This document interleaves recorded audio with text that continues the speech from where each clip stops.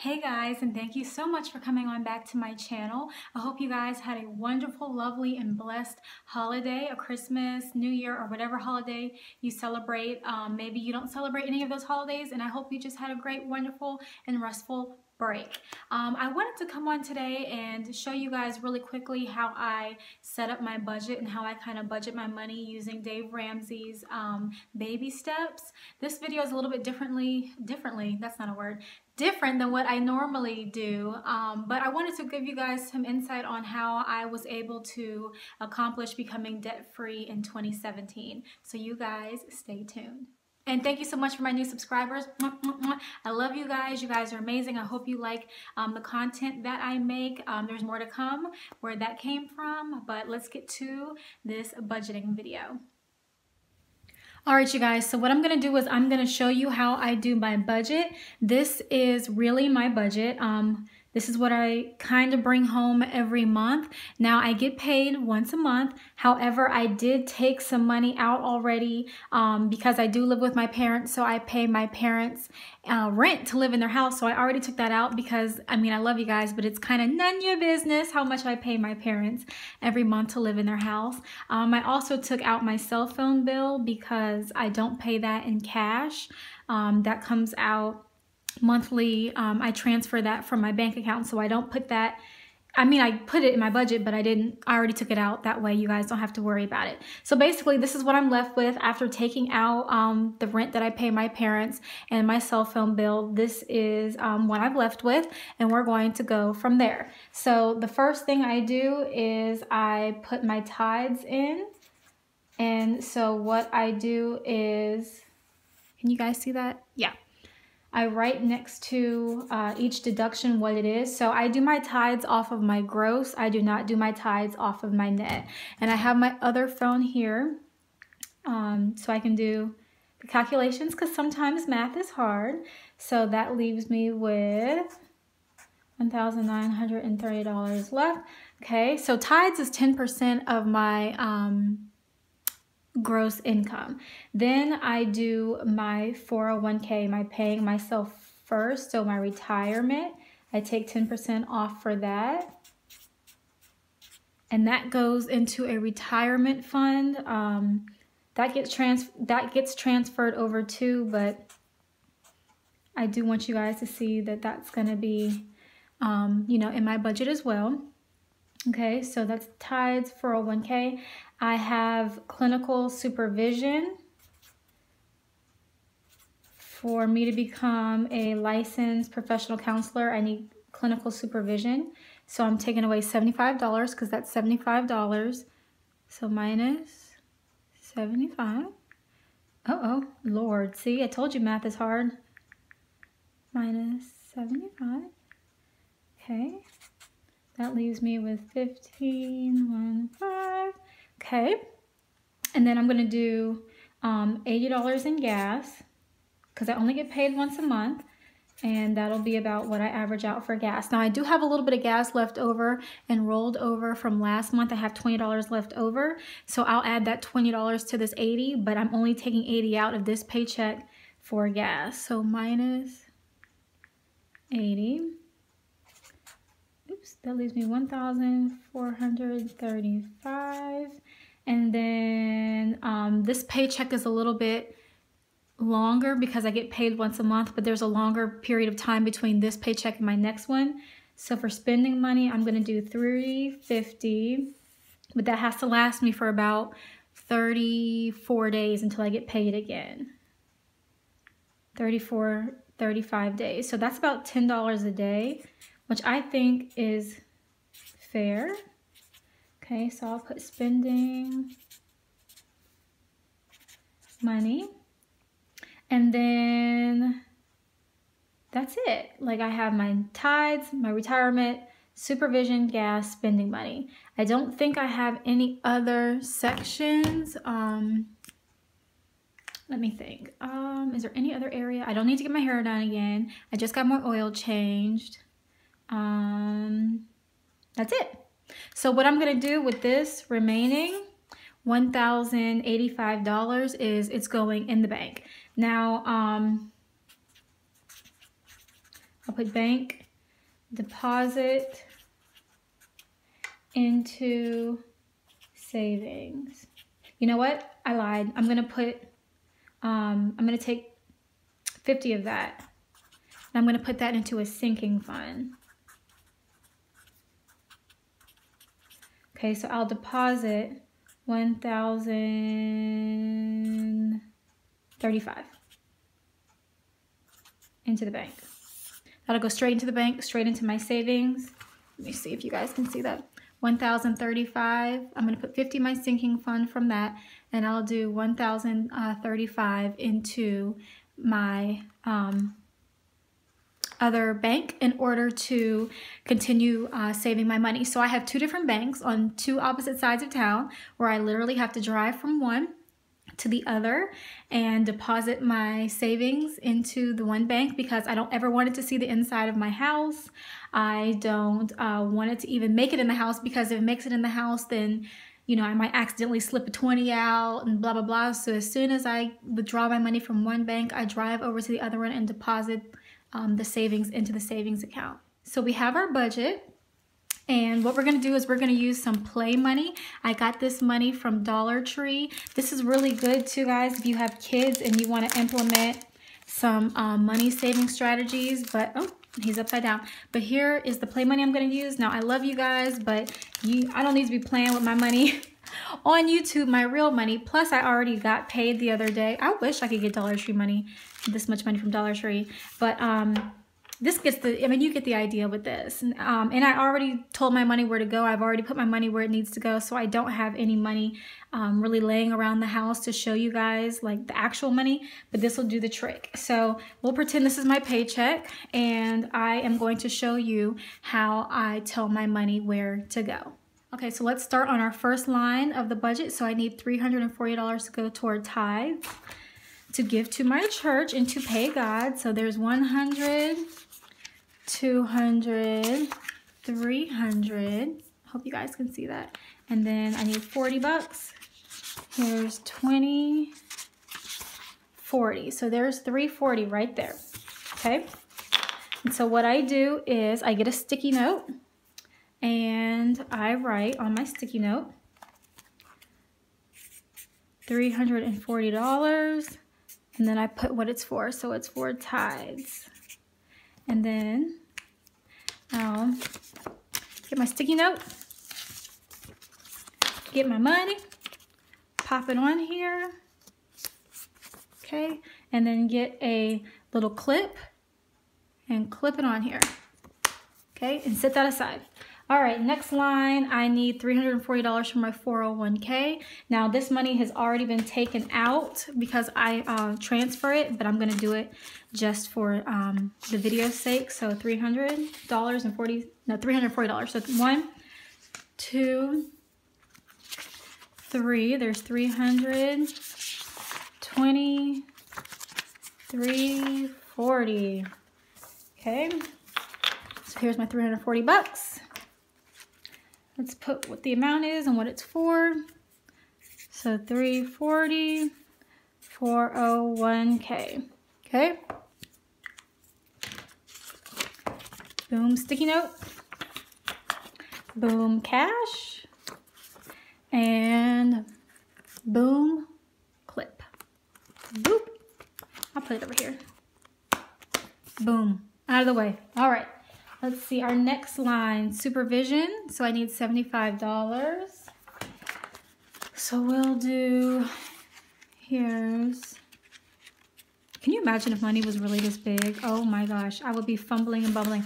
I'm already bad enough anyway with regular size cash, let alone like jumbo size. Okay, so here's the 5. So here's my $5, and then I need 70 more. So here's 15, 1, 2, 3. Okay, so here's 20, 40, 60, 70, 75, supervision. All right, let's write that down there. And I really do this to keep organized, and that way I can kind of work down my budget so I know which money I've already kind of organized and set aside. It just helps me keep my brain focused. This is the way my brain works. I like to work smarter, not harder too. So if I already have my money set aside and labeled, I don't have to think about it anymore. Okay, gas is up next. I need 80 bucks for gas. Boop, boop. So let's do that. 20. Let me move this out of the way. 20. It's so hard doing this. I never make videos like this. 20. Am I out of 20s? No. 40. 60. 70. 80. Perfect. So show you guys that. 20. Oh, here, 10, 20, 40, 60, 80. Okay. I'll say this is $80 gas. Perfect. Uh-oh, I got marker on me. Whoopsie. Okay, gas.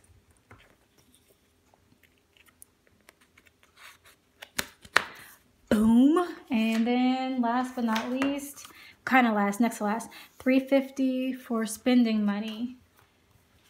Now, normally when I do this, I don't use hundreds. I don't like big bills because they're harder to break, and most places around here don't break them. But for the sake of the video, I only have hundreds and tens and fives and ones left. So we're going to do 100,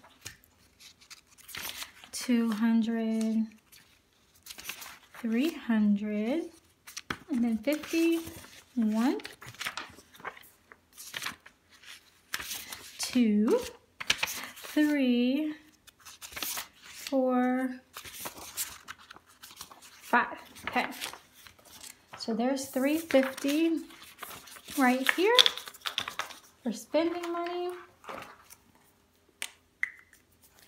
Spending money, $350. Oops, that's ugly. But you guys get the gist. What am I saying? Y'all, okay, first of all, let me tell you. Yesterday was a snow day, so I had yesterday off from work. Today is this weekend, and, what am I saying?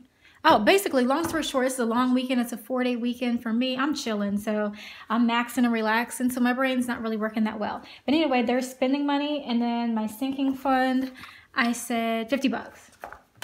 And a sinking fund for me, I want to get some more certifications toward becoming a more diversified clinical mental health professional counselor. 1, 2. And so in order to get more certifications, you have to pay more money to take classes. So, or trainings, should I say, to attend trainings. So I know there's a training I want to come up, that's coming up that I want to attend, and I'm going to go ahead and start saving away for that. That way, when it comes, it's not a hit to my emergency money, because it's not an emergency, because I know it's coming up. So I'm going to start saving ahead of time for that. So 10, 20,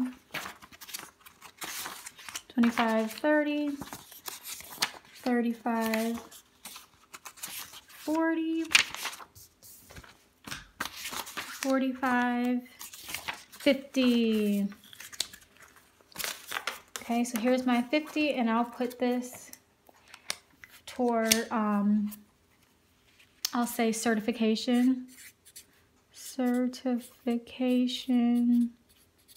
training. And fees, that'll be 50 bucks. Boop. And okay,